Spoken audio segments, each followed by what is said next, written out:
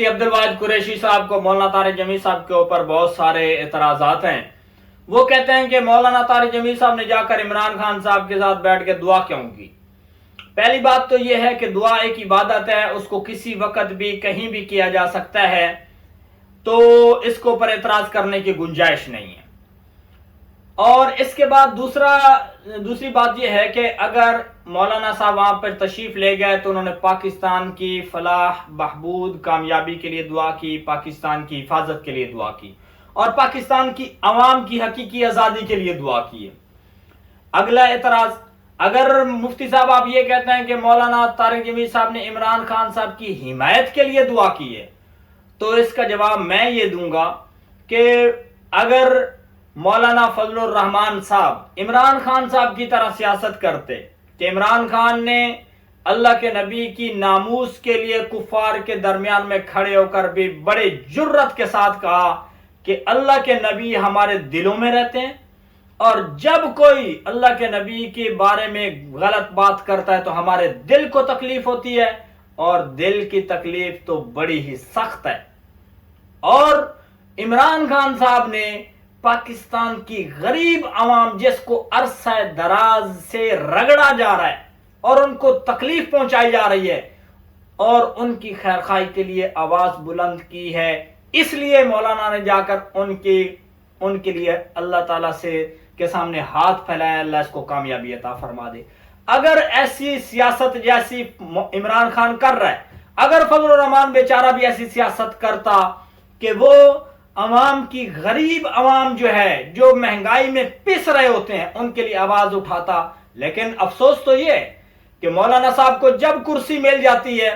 وہ جا کر اسمبلی میں اپنی کرسی پہ بیٹھ جاتے ہیں، اور پھر اس کے بعد ان کی زبان کو تالا لگ جاتا ہے، چاہے پورے پاکستان میں مہنگائی ہو یا کچھ بھی ہوتا رہے، وہ بیچارے پھر خاموش بیٹھے رہتے ہیں۔ یہاں تک کہ اگر ان کے سامنے کوئی کاغذ رکھا جاتا ہے کہ بھائی یہ مسلمانوں کو شہید کرنے کا ایک رسید بنائی جا رہی ہے، ان کے لیے ایک مسلمانوں کو شہید کرنے کے لیے بھائی یہ ایک پورا پرچہ ہے، اس کے اوپر تم بھی سائن کر دو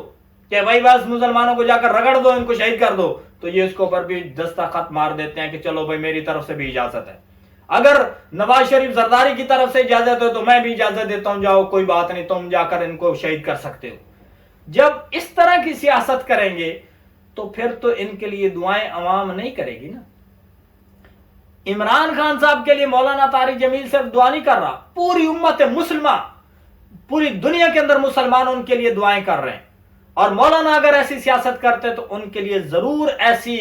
پوری دنیا کے اندر دعائیں بھی ہوتی اور پوری دنیا کے اندر لوگ ان کی حمایت میں بھی کھڑے ہوتے۔ اس کے بعد اگلی بات یہ ہے کہ بھائی عمران خان صاحب کو ہر وقت تم یہودیوں کا ایجنٹ کہہ رہے ہو۔ میں نے اور بھی کئی ایک مفتی صاحبان جو ذرا سیاست سے تعلق رکھتے ہیں JUI سے، وہ ایک ہی جناب انہوں نے نعرہ بنایا ہوا ہے زبان پہ، یہودیوں کا ایجنٹ۔ بھائی عمران خان صاحب کو تم کس بنیاد پہ یہودیوں کے ایجنٹ کہتے ہو؟ اگر مفتیان کرام جو آپ لوگ بیٹھے ہیں، اگر آپ کے پاس کوئی قرآن حدیث سے آپ یہ ثابت کر رہے ہیں کہ یہ بندہ جو ہے یہودیوں کا ایجنٹ ہے تو بتاؤ، ایسا تو ہے نہیں۔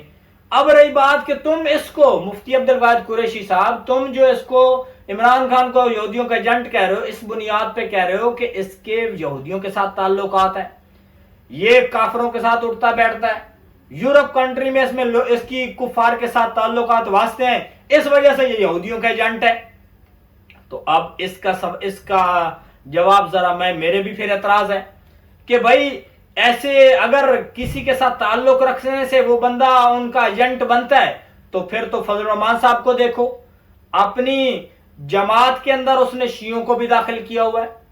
اپنی جماعت کے اندر اس نے عیسائیوں کو بھی رکھا ہوا ہے، اپنی جماعت میں JUI کے اندر تو ہندو بھی شامل ہے۔ تو پھر ایسی صورت میں کیا کریں گے؟ اور اس کے ہندوؤں کے ساتھ بڑے قریبی تعلقات ہیں، اور مولانا فضل الرحمان کے عیسائیوں کے ساتھ بھی بڑے اچھے تعلقات ہیں، اور اس کے شیعوں کے ساتھ بھی بڑے اچھے تعلقات ہیں۔ تو پھر ایسی صورت میں تو بھائی بڑا فتویٰ نکل آئے گا۔ آپ کے بقول تعلقات رکھنے سے اگر کوئی ایجنٹ بنتا ہے تو فضل الرحمان تو پھر ہندوؤں کے ایجنٹ ہو جائیں گے، عیسائیوں کے ایجنٹ ہو جائیں گے، پھر یہ شیعوں کے ایجنٹ ہو جائیں گے۔ تو بھائی اس کا کیا جواب دو گے تم؟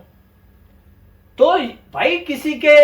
ساتھ کوئی تعلقات واسطے ہیں تو اس کی بنیاد پہ آپ کیسے کہہ سکتے ہیں کہ یہ ان کا ایجنٹ ہے؟